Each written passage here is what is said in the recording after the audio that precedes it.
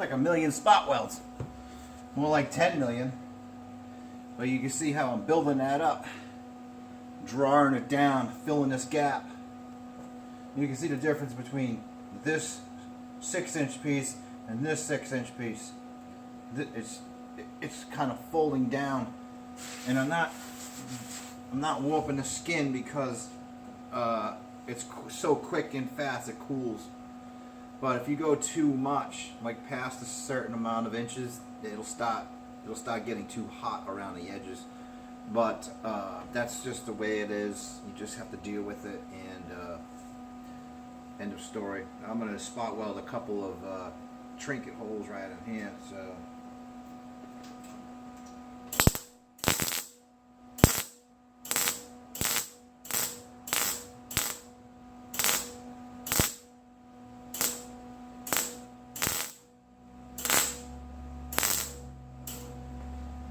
we know I gotta put a patch in here, but I want to put some weld in these little potholes.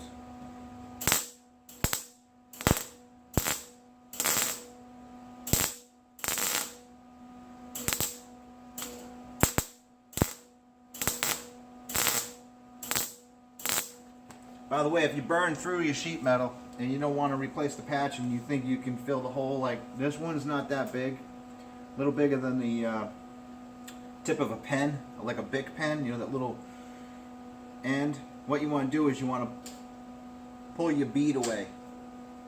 You can, I've heard some people bringing it all the way, you know, let that electrode go all the way out there, but you don't need to.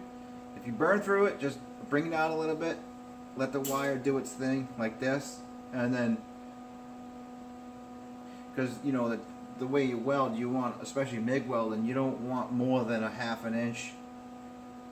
Okay, but sometimes I like to get a better burn if I get in closer.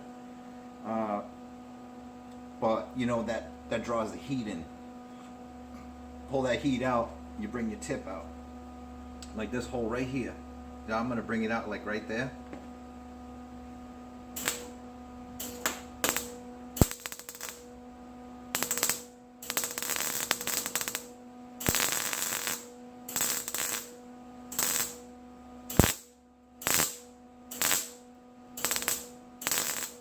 And that's it.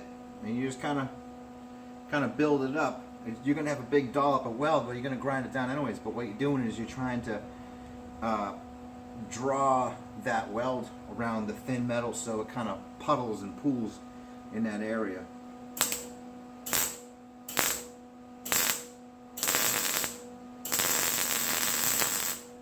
And don't do it to like a hole that's bigger than a 1/4 inch unless you have something to back the weld up. See, like this area, I think what I'm going to do is I'm going to cut this out right here. And because it's thick here, thick up to this right here, but it's too thin right there. So I'm going to cut that out with a little piece of triangle, put that in with a butt weld, smooth it down, put the patch in, end of story. There you go. So I'll continue on with the filling this edge in from right here because I'm letting it cool down. And it's okay up to that point. I think I can do this. But yeah, you just want to go right there. Right there. And what I'm actually doing is I'm letting the cup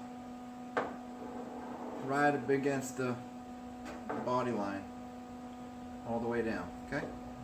So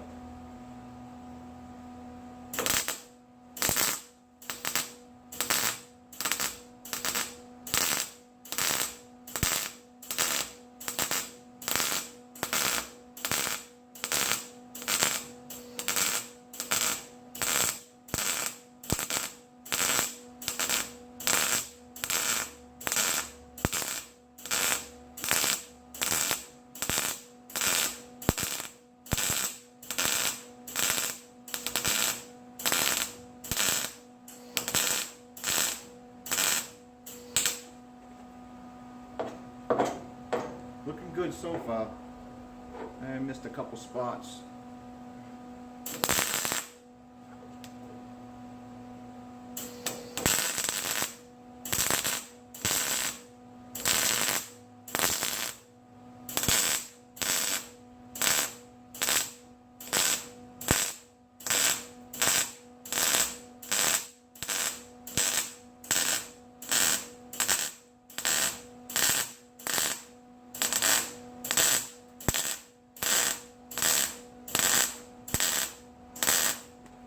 By the way, I'm trying to overlap the weld, trying to build it up, but sometimes you go off. That's not going to worry in this matter because it's tight up to right about here where I stopped. You can see this weld's built up too much, so I'm gonna let this cool, and then I'm gonna continue back welding back to the corner.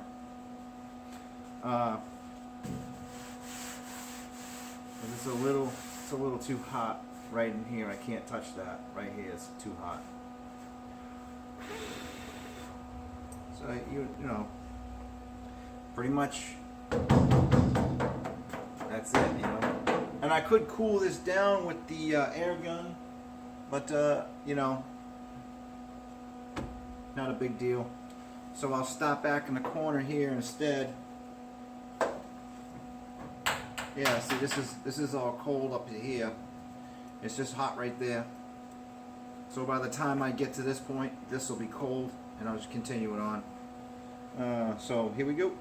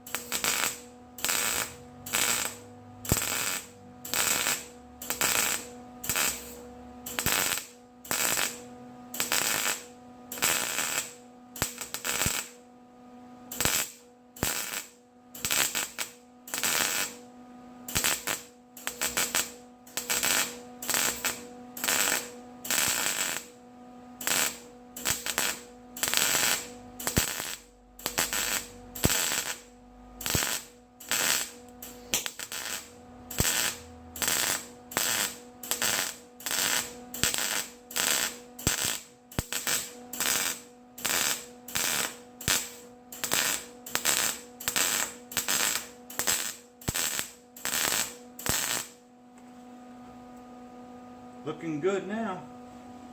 Look how straight that is. See that?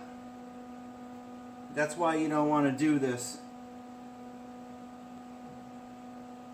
too much at a time. And you also don't want to use body filler and Bondo to fill that big ass of a gap, because it's just going to flake off or chip. It's definitely not recommended. I would definitely fill these doors. And you know what? In the end, it doesn't matter. You do it, you don't do it. It's up to you. Looking good. Looking real good. Take it easy. Jim's Hot Rods and Beyond. 508-847-0468. Keep it real. Hemi JP1 channel. There it is. It's no fake bullshit here. Have a good day.